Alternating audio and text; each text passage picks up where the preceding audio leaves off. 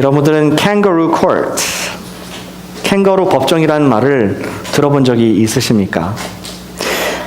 사전을 찾아보니까 이렇게 적혀 있더라고요. 웹스터 사전에 보니까 a mock court in which the principles of law and justice are disregarded or perverted. 우리말로 한다면은 인민재판 정도로 번역할 수 있을 것 같습니다. 이 법이 정의가 실현돼야 될 그런 법정에서 이제 어떤 특정한 이익 집단의 그런 주장으로 말미암아 정의가 실현되지 못하고 특정한 사람들의 권리를 위해서 법을 비틀어 가지고 잘못된 판결을 하는 것을 우리 미국의 그 속어로 kangaroo court라고 한다고 합니다. 작년 1월 달에 BBC의 뉴스를 한번 보게 됐는데 인도의 북서쪽의 변방 지역이었습니다. 그 지역에서 어떤 사랑하는 남녀가 있었습니다. 한 마을에 여자가 있었고 또 다른 마을에 다른 지파가 아니죠, 뭐죠? 우리 그 클랜의 그런 민족의 또 남자가 있었는데 두 사람은 오가면서 5년 동안 연애를 했습니다. 그리고 5년이 지난 시점에서 남자가 여자네 쪽에 와서 그 집에 와서 프로포즈를 했습니다. 거기까지는 좋았는데 이 소식을 들은 여자 쪽의 그 지파 사람들이 화가 나가지고 그 남녀를 집에서 끌어내고 그 즉시 kangaroo court 어떤 그 우리 재판을 형성을 해가지고 그 민족의 그 부족의 부족장이 이제 저지가 되고 그 지역에 있는 장로들이 어른들이 이제 배심원이 되어서 이 두 사람을 재판했다고 합니다. 남자와 여자를 무릎 꿇겨놓고 손 뒤로 묶은 다음에 이제 쭉 여러 가지 얘기를 듣고 나서 판결을 그 죄를 씌웠는데 죄 명이 뭐냐면은 the sin of falling in love. 두 사람이 사랑에 빠졌다는 것이 죄가 되었습니다. 왜냐면은 이 두 부족은 친한 부족이 아닌데 감히 이쪽 부족에서 우리 쪽 여자를 연애하다니 하면서 이제 판결을 내리기를 이제 죄를 졌으니까 이제 그 형을 내려야 되는데 이 각각 500불 상당의 큰 돈이죠. 인도에서는 그것을 내라 하고 이렇게 형을 내리게 됩니다. 남자 쪽은 돈을 냈습니다. 근데 여자 쪽에서 집안이 넉넉하지 않아서 돈을 낼 수가 없게 되었다고 합니다. 그러자 그 판사 역할을 했던 족장의 그 우두머리가 말하기를 이 여자는 돈을 낼 수가 없고 이 가족들이 돈을 못 내니 마을 남자들은 그녀를 마음껏 즐겨라. 이런 어처구니 없는 판결을 내리게 되고 그날 밤 그 여자는 온몸이 다 망가지고 아주 어려운 병원에 들어간 상태가 되었다고 합니다. 그러고 나서 며칠 뒤에 경찰에 이것이 리포트가 되어서 그 마을에 그 저녁에 관계했던 13명의 남자들을 체포를 하는 그런 해프닝이 있었다고 합니다. 이런 것을 우리가 kangaroo court라고 말을 합니다. 정의도 없고 법도 없고 제멋대로 판결하는 그러한 일들이 저쪽 지구촌 어떤 외진 지역에서는 일어나고 있다. 이런 기사를 보면서 참 깜짝 놀라는 일이 있었습니다. 오늘 우리는 고난주간의 이야기를 말씀을 듣고 있는데 예수님께서 바로 그런 kangaroo court의 법정에 서게 되는 장면을 우리가 오늘 읽은 말씀 전에 볼 수가 있습니다. 이스라엘 백성들은 계속 고민을 해왔습니다. 과연 이 사람이 하나님의 아들인가? 아닌가? 정말 하나님께서 보낸 사람인가? 사기꾼인가? 예수님께서는 예수님이 누구신지를 설교도 하시고 기적도 보여주시고 하시는데 과연 이런 에비던스를 가지고 이스라엘 백성들이 이제는 어떤 그 결론에 이르러야 했습니다. 그리고 그 결론이 바로 이 kangaroo court와 같은 종교 지도자들의 그런 재판, 그리고 로마의 이 빌라도의 코트에서 예수님이 서게 되었고 그 결과 예수님은 가짜다. 예수님은 하나님의 아들이 아니다. 이러한 판결을 받게 됩니다.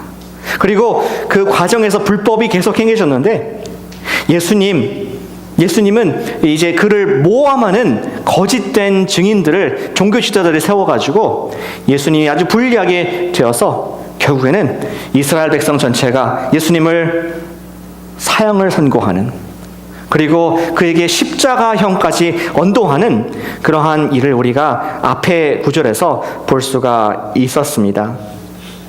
그들은 예수님께서 지금까지 우리도 함께 봤죠. 한 달 동안 보여주신 하나님의 아들 그리스도인 증거들을 계속 보아왔고 표적으로 받았지만 예수님께서 하나님의 아들이신 것, 예수님께서 그리스도인 것을 믿기를 거부하는 이스라엘의 모습을 보게 된 것이죠. 그리고 드디어 오늘 그 이야기의 결론 부분으로서 이제 그 형을, 센텐스를 받는 장면이 나옵니다. 바로 그 무시무시한 로마에서 전교의제와 같은 십자가형을 예수님께서 받게 되시는 것이죠. 그런데 우리 배경은 그렇지만 재미있는 오늘 본경에서 볼 게 무엇이냐면은 각자 우리 세 부류의 사람들인데 세 부류 사람 각자 이 십자가의 의미를 다르게 이해했다는 것입니다. 이것을 통해서 우리는 어떠한 십자가의 의미를 부여할 수 있을까? 하나님의 아들께서 십자가를 주신 것이 어떤 의미인가? 우리가 말씀을 통해서 깊이 보기를 원합니다. 십자가의 의미가 무엇이었는가? 세 개의 십자가를 통해서 우리가 각 그 의미를 살펴보고 우리가 적용하기를 원합니다. 첫 번째 나오는 부류의 사람은 로마 사람이었습니다. 로마인의 십자가를 만날 수가 있습니다. 32절에 보시니까 그 배경이 지금 나오는데 시몬 구레로라는 사람이 그 사람이 예수님의 그 무거운 십자가를 함께 지게 되었습니다. 왜 그럴까요? 예수님이 아침을 못 드셔서 그럴까요? 힘이 없었습니까? 예수님께서는 그 전날 계속 매맞고 그 핍박을 받으면서 힘들게 되었습니다. 27장 26절을 보시길 바랍니다. 보시면은 예수는 채찍질하고 십자가에 못 박히게 넘겨주었다. 그리고 27절에 누가 나옵니까? 총독의 군병들, 바로 로마인들이 나옵니다. 로마인들이 예수님을 때리고 핍박하고 40에 하나 감한 그런 매, 거의 죽기 직전까지 밤새도록 때린 겁니다. 그렇다 보니까 예수님께서 힘이 다 소진되셨고 누군가가 이 무거운 나무로 된 십자가를 끌고 가지 않으면은 본인이 사형장까지 갈 그 길을 걷지 못하는 예수님의 약한 모습을 보게 되는 것이죠. 로마인들, 그는 예수님을 골고다라는 곳으로 끌고 갔습니다. 그 언덕의 모양이 해골 모양이라서 골고다라고 붙여진 것 같습니다. 그리고 그곳에서 여러분 성경에 아시는 것처럼 예수님께 센스를, 감각을 잃어버리고 좀 아픈 것을 잊도록 하기, 그리고 더 고통을 극대화하기, 오래 하기 위해서 이 쓸개를 탄 포도주를 마시게 하고 예수님께서는 맨정신으로 정말 내가 하나님의 고통을 받기 위해서 그것을 거절하는 장면이 나옵니다. 그리고 37절에 드디어 결론적으로 로마인들이 이해했던 십자가가 어떤 모습인가 우리에게 분명하게 보여주고 있습니다. 우리 37절 말씀 함께 읽어보겠습니다. 시작.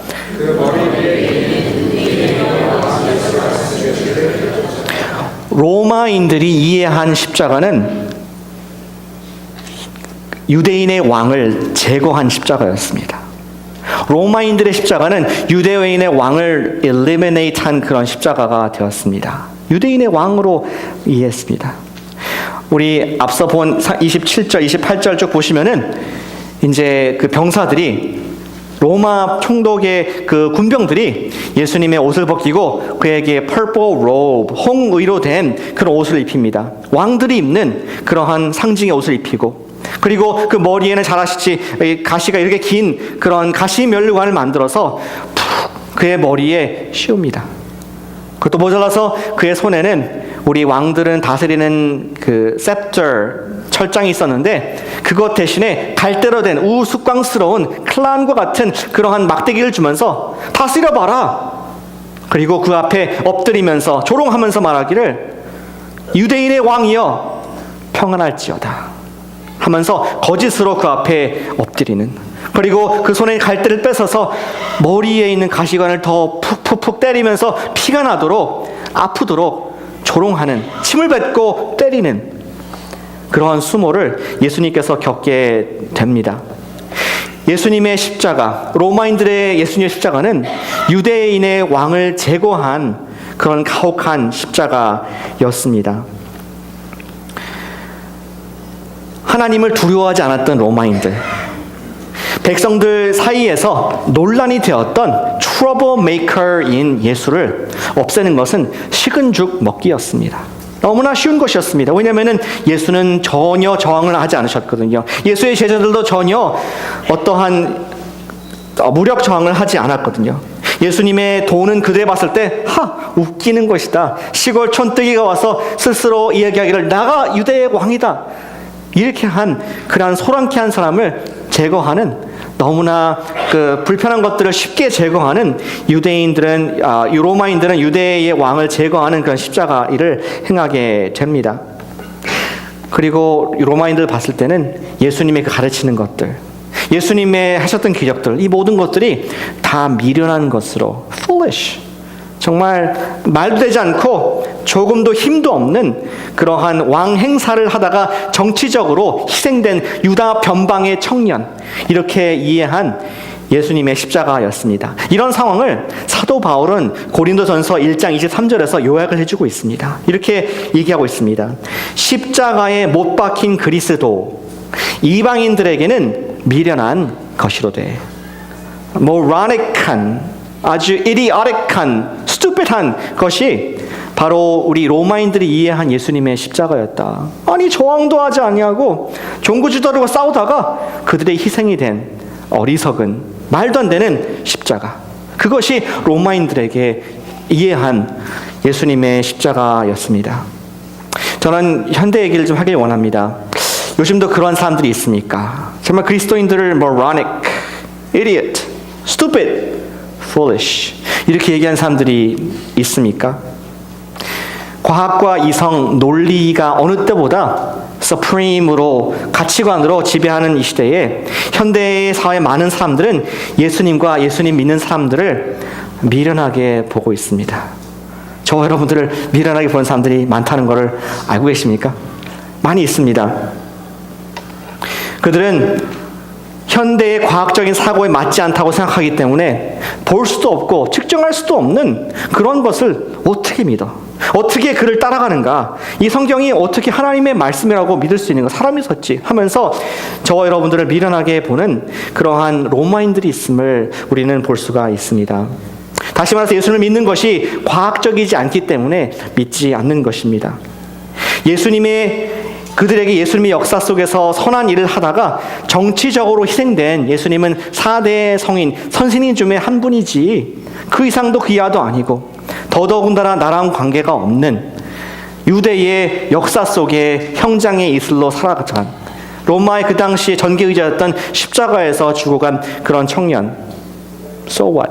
나랑 무슨 상관이 있는가? 하면서 로마인들과 같이 쉽게 마음에서 제거해버리는 그런 모습을 보게 됩니다. 과학적이기만 한 사람들이 어떻게 과학 이상의 것을 이해할 수 있을 것으로 기대를 하겠습니까? 분자 규모의 DNA, 제가 생물학자는 아니지만 생물을 조금 공부했습니다. 분자 molecular level의 DNA를 보기 위해서, 관측하기 위해서 우리가 현미경을 갖다 대면은 보입니까? 안 보입니까? 생물학자가 안 계신 것 같습니다. 그래서 어쨌든 보이지 않습니다. 어떤 분자 규모의 DNA를 보기 위해서는 분자 현미경이나 원자 현미경이 필요한 것입니다. 마찬가지로 우리가 예수님의 그 십자가를 이해하기 위해서는 영적인 십자가 의미를 연구하기 위해서는 영적인 현미경으로 봐야 되는 것이 바른 관측이라고 할 수가 있습니다. 고린도전서 2장 14절 말씀이 컨펌 해주고 있습니다. 육에 속한 사람은 하나님의 성령의 일들을 받지 아니하나니 이는 그것들이 그에게는 어리석게 보이며 foolish하게 보인다. 또 그는 그것들을 알 수도 없나니 그런 일을 영적으로 분별되기 때문이다. 저는 오늘날에도 우리 가운데, 정말 세상 가운데는 예수님의 십자가를 유대인의 왕을 제거한 어떤 귀찮은 여기 난 것을 제거하는 그런 것처럼 아무것도 아닌 것처럼 취급하는 그러한 과학만을 추구하는 그런 사람들이 있다고 봅니다. 그런 사람들은 미련해 보이고 불편해 보인 예수님을 마음의 십자가로 이미 제거한 지가 오래되었습니다. 그것이 우리가 오늘 만나게 된 첫 번째 십자가입니다. 로마인의 십자가는 유대의 왕이신 한낱 유대의 시골의 왕이었던 예수를 제거한 십자가였습니다. 그러나 두 번째 부류의 사람도 있습니다.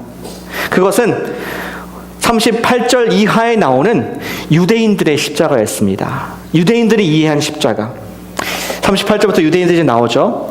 이때 예수와 함께 강도 둘이 십자가에 못 박혔다. 하나는 우편에, 하나는 좌편에 강도가 못 박혔다고 나와 있습니다. 제가 믿기로는 이 강도들이 유대인들이라고 믿습니다.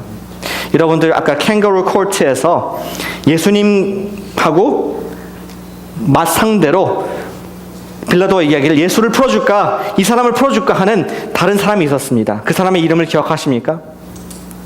그 사람의 이름은 바라바였습니다.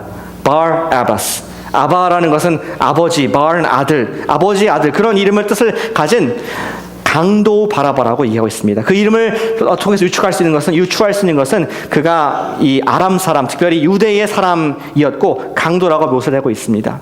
어떤 흉악한 범죄, 죽기 직전에 그런 강도를 묘사하고 있는데 예수님 양옆에 지금 있는 강도도 그쪽 유대 지방에서 어떤 강력 범죄를 저지르고 이제 형을 받게 되는 그런 유대인 우리 범죄자가 아니었을까 추측을 해볼 수 있는 그런 정황이라고 할 수가 있겠습니다. 그들은 예수 옆에 있었습니다. 그리고 39절, 40절에 보시면은 지나가는 예루살렘의 유대인들이 나옵니다. 그들이 이해한 십자가의 모습을 볼 수 있습니다. 그들은 어떻게 예수를 욕했습니까? 머리를 흔들며 예수를 욕했다. 저런 스스로 하나님의 아들이라고 얘기하더니 저게 뭔 꼴이 하면서 머리를 흔들면서 예수를 동정하고 욕하는 모습 볼 수 있죠. 그리고 40절에 어떻게 얘기하는지 보시길 바랍니다. 성전을 헐고 사흘에 짓는 자여. 예수님께서 예루살렘 성전에 계셨을 때 함께 들었던 사람들입니다. 예수님의 가르침을 보고 예수님의 가르침을 듣고 예수님의 기적을 보았던 그 사람들, 너무나 예수님이 누구인지 정확히 알았던 사람들은 예수님께서 스스로 내가 누구라고 말한 것을 가지고 꼬투리를 가지고 얘기를 하고 있습니다. 만일 네가 진짜 하나님의 아들이거든 십자가에서 내려와라. 믿겠다. 그리고 유대인들의 지도자였던 우리 대제사장, 여러 장로들, 그리고 우리 서기관들은 같이 희롱을 하면서 42절에 그가 이스라엘의 왕이로다. 이스라엘의 왕, 다윗의 자손이란 말입니다. 다윗과 같은 또 다른 왕이라고 스스로 얘기했지 않느냐? 지금 십자가에서 내려와라. 내려오면은 우리가 믿겠다. 하면서 예수를 조롱하고 희롱하는 그러한 유대인의 십자가의 모습을 볼 수가 있습니다. 또 한 번 거듭 얘기하기를 43절에서 그의 말이 나는 하나님의 아들이라 하지 않았느냐. 마지막 구절 44절에서는 아까 유대인들 강도가 있다 하지 않습니까? 그들도 못 박힌 강도들도 이와 같이 욕했다. 아래에 있는 사람들, 옆에 죽어가는 정말 마지막 숨을 쉬는 사람들조차도 유대인들이 보는 예수는 신성모독한 그런 자기가 하나님의 아들로 자처하다가 쓸데없이 죽어간 그러한 십자가가 된 것입니다. 유대인들에게 십자가는 하나님의 아들을 제거한 십자가였습니다. 스스로 자칭한 하나님의 아들, 그 예수를 제거한 십자가가 유대인들의 십자가였다는 것이죠. 유대인들은 예수님을 하나님의 아들로서 정확히 들었습니다. 유대인들은 예수님을 이스라엘의 왕으로 정확히 듣고 보았습니다. 여러 표적과 증거를 보았습니다. 그러나 그들의 눈은 어두워져서 그 표적과 증거, proof, evidence를 다 제거해버리고 자기들이 얘기하는 너가 무슨 하나님의 아들이야, 너가 무슨 그리스도야 하면서 그 눈을, 영적인 눈을 닫아버린 답답한 유대인들의 십자가, 그것을 만나게 되는 것입니다.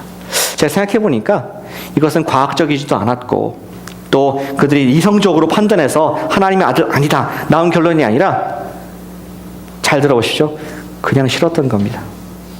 그냥 예수가 싫은 겁니다. 왜 싫어요? 그냥 싫어요.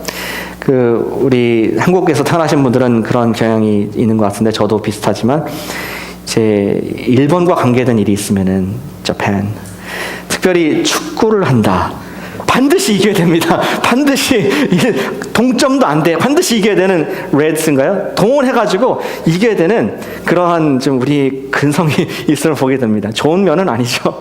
근데 유대인들도 무조건 싫어. 예수는 싫어. 무조건 하나님 아들 아니야. 뭐 증거 보여줘도 안 믿을래 하면서 영적인 눈을 의지적으로 닫아버린 완고한 그 마음을 오늘 성경에서 말씀해주고 있고, 유대인들의 십자가는 예수를 하나님의 아들로 제거한 십자가가 된 것입니다. 바울은 이러한 유대인들의 모습을 고린도전서 1장 23절 아까 인용했던 말씀에서 또 인용하고 있습니다. 십자가에 못 박힌 그리스도를 전하니 유대인들에게는 거리끼는 것이다. 아까 이방인들에게는, 헬라인들에게는 그것이 미련한 것이라고 하지 않습니까? 근데 유대인들에게는 stumbling block, 거리끼는 것, 가다가 툭 넘어지는, 계속 넘어지고 일어나지 못하는, 우리 헬라어로 보시면은 stumbling block이 scandalous, 스캔들이다. 그들이 극복하지 못하는, 넘지 못하는 그러한 약함이다라고, 아킬레스 건과 같은 것이다. 바울이 설명을 해 주었습니다. 무조건 싫은 겁니다. 오늘날 우리 사람들도, 많은 세상 사람들도 그 마음에 하나님을 두기 싫어하는 것이 있는 것을 보게 됩니다. 무조건 하나님은 싫어요. 무조건 안 믿을래요. 무조건 예수는 싫습니다. 너무 논란의 여지가 많아요. 종교는 싫어요. 이러한 마음들이 있음을 보면서 안타까움을 느끼게 됩니다. 젊을 때 고생은 사서도 한다는 말이 있는데 참 나이가 들수록 더욱더 이것이 진실인 것을 경험을 하게 되는데요. 저는 제가 잘 자라났습니다. 고생을 많이는 안 했지만 여기 계신 분들을 비교하면 쉽게 자랐지만 그래도 제 인생의 큰 고난이라 했다면은 군대가 또 저의 인생의 그런 어려움이 기간이었는데 참 가끔씩 군대 얘기를 하는 것은 제가 어려움 통해서 인생의 지혜들을 딴 데서 배울 수 없는 지혜들을 거기서만 볼 수 있는 지혜들을 배웠기 때문에 나누는 경향이 있습니다. 제가 5년간, 6년간 미국에서 대학원을 이제 다니면서 이제 오래간만에 한국에 들어갔는데 제가 5년, 6년 외국에 있다 보니까 대한민국의 젊은이들과 대화할 수 있는 그들이 지금 그 어느 정도의 어떤 생각 갖고 사는지 대화할 기회가 없었다가 군에 가서 많은 젊은이들 만나면서 생각을 좀 알게 되었습니다. 근데 제가 아직 후임병 때, 다시 말하면 쫄따구 때 많이 갈구는, 힘들게 하는 그런 선임병들이 있었습니다. 특별히 우리 종교 행사 가는 것에 대해서, 교회 가고 기도하고 말씀 보는 것에 대해서 팁을 주지 않고 항상 이게 어려움을 주는 병사들이 있었는데, 고참들이 있었거든요. 저는 처음에 제가 그냥 이제 처음 들어왔으니까 군기를 잡기 위해서 그러나 보다. 근데 고참이 되고 상병이 됐음에도 불구하고 그런 분위기는 사라지지 않았습니다.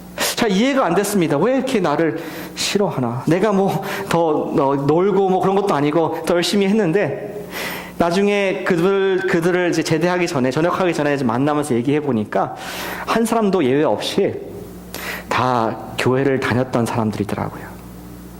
어떤 우리 형제 남자들은 이제 권사님, 엄마가 권사님인 남자. 또 어떤 사람은 장로님 아빠인 둔 그런 남자. 어떤 사람은 심지어 목사님이 자기 아버지인 그런 사람들이 있었습니다. 그들은 성경을 모르는 것이 아니었습니다. 하나님의 그러한 우리 교회 분위기나 문화를 모르는 사람이 아니었습니다. 오히려 너무 잘 알기 때문에 이제는 말하기를 무조건 싫어, 무조건 내가 안 할래 하면서 자기 어릴 때는 주일학교 다니고 또 선교행도 가고 교회 사는 모든 액티비티에 참여했지만 어른이 되어서 군에 와서는 자기가 부모님의 신앙을 버리고 이제는 내가 절대로 안 믿어, 그리고 내가 예수 믿는 사람 너무나 싫어하면 완전히 반작용의 그러한 상황들을 보면서 마음이 참 안타까운 마음을 갖게 되었습니다. 무신론자가 아닙니다. 그들은 뭔가 인정하지만 기독교는 싫어, 예수는 싫어 하면서 무조건 반대하는 엔티 기독교인들이 된 것을 보면서 우리 한국 사회가 왜 이렇게 엔티 기독교가 많은가, 저에게 조금 이해할 수 있는 마음이 생기게 되었습니다. 이분들은 사실 교회를 다니면서 상처가 많습니다. 엄마 아빠의 위선, 교회에서의 불화, 이것들로 인해서 아픔이 많은 사람인 것을 보면서 제 마음이 많이 힘들었었습니다. 참 이런 거 보면서 기도하기는, 우리 코너스톤 교회도 많은 아이들이 있는데 우리가 지금 어떠한 메시지를 보내고 있을까, 아이들에게. 우리 예배 드리고 있지만 또 집에서, 또 우리 밖에 사회에서 아이들에게 어떠한 복음 메시지를 들리고 있을까, 이거에 따라서 우리 다음 세대가 잃어버릴 수도 있고 아니면 찾을 수도 있고 하는 그러한 사명과 부담을 느끼지 않을 수가 없습니다. 그들은 마음속에 하나님을 두기 싫어하는 자들이 되어 있습니다. 그러한 사람들을 보시면은 이미 마음속에 하나님의 아들을 십자가에 못 박고 제거해 버린 지가 오래되었다는 것을 보게 됩니다. 로마인들의 십자가, 그것은 유대의 왕을 죽인 십자가였습니다. 또 유대인들의 십자가, 그것은 하나님의 아들을 마음에 두기 싫어해서 제거해버린 십자가였습니다. 그러나 세 번째 부류의 사람들이 있습니다. 그것은 저와 여러분들입니다. 우리의 십자가, 여러분들의 십자가는 어떤 의미를 갖고 있습니까? 우리의 십자가는 하나님의 구원이 능력이 됨을 믿으시길 바랍니다. 우리 그 은혜를 힘입어서 그 사랑으로 여기에 앉아있고 서 있는 줄로 믿습니다. 예수님의 십자가는 학문적으로, 역사적으로 연구하는 십자가 아닙니다. 우리가 그러한 렌즈를 가지고만 본다면, 그러한 렌즈로만 본다면 그것은 우리가 로마인의 십자가, 유대인의 십자가의 오류에 빠질 수가 있습니다. 예수님의 십자가는 그것은 구원의 능력, 하나님께서 우리를 만나주신 장소, 체험의 현장인 것입니다. 고린도전서 1장 18절 말씀을 인용해 드리겠습니다. 십자가의 도가 멸망하는 자들에게는 미련한 것이요 구원받는 우리에게는 하나님의 능력이다. 고린도전서 1장 23절 말씀, 아까 인용했던 말씀인데 전체적인 말씀 다시 드리겠습니다. 우리는 십자가에 못 박힌 그리스도를 전하니 유대에게는 거리끼는 것이요 이방인에게는 미련한 것이로되 오직 부르심을 입은 자들 여러분들에게는 유다인이나 헬라인이나 그리스도는 하나님의 능력이요 역설적으로 하나님의 지혜이다. 어리석음이 아니라 하나님의 지혜이다. 그리고 바울은 이어서 얘기하기를 사람의 약함이 하나님의 강함이 되고 사람의 미련함이 하나님의 지혜다라는 역설의 진리를 말씀을 해주고 있습니다. 그렇습니다. 헬라인들에게는, 로마인들에게는 십자가는 대단히 미련한 것이었습니다. 또 유대인들은 지금도 마찬가지죠. 이 십자가가 거슬리는 것입니다. 거치는 것이었습니다. 그러나 우리 그리스도인들에게는, 하나님의 자녀들에게는 십자가는 은혜의 장소요 용서의 장소가 된다는 것입니다. 우리가 아직 죄인 되었을 때 그리스도께서 우리 죄를 대신 지어주신 그러한 장소였던 것이죠. 십자가는 연구할 수 있는, 신학적으로 분석하는 것이 아닙니다. 만남의 광장입니다. 뭐가? 하나님의 정의와 하나님의 사랑이 만나서 우리를 완전히 회복하신, 완전히 재창조하시고 우리를 깨끗게 하신, 새로운 생명을 주신 그곳이 바로 십자가, 여러분들이 믿고 있는, 제가 믿는 십자가인 줄로 믿습니다. 로마서 3장 25절 말씀, 23절 말씀, 모든 사람이 죄를 범하였음에 저와 여러분들이 하나님께 반역하였음에 하나님의 영광에 이르지 못하더니 그리스도 예수 안에 있는 속량, 값으로 산 리뎀션으로 말미암아 하나님의 은혜로 값없이 의롭다 하심을 얻은 자 되었느니라. 이 예수님을 하나님이 그의 피로써 믿음으로 말미암아 화목제물, propitiation, 우리와 하나님의 peacemaking 통하여서, 그 sacrifice를 통하여서 하나님께서 길이 참으시는 중에 전에 지은 죄를 간과 pass over 하심으로 자기의 의로움을 우리에게 전가시켜 주셨다. 그것이 우리의 십자가라고 말씀을 하고 있습니다. 사랑하는 여러분, 여러분의 십자가는 어떠한 것입니까? 십자가는 하나님의 능력의 장소입니다. 하나님의 용서의 현장입니다. 체험되는 곳입니다. 내가 죄인인 것을 깨닫고 용서를 경험하는 것이 그 능력의 장소가 십자가인 것이죠. 여러분들 많이 아는 이야기지만 한번 말씀을 드리기 원합니다. 우리 18세기에 존 웨슬리가 아니고 오늘은 뉴턴 존 뉴턴이라는 그런 유명한 사람이 있었습니다.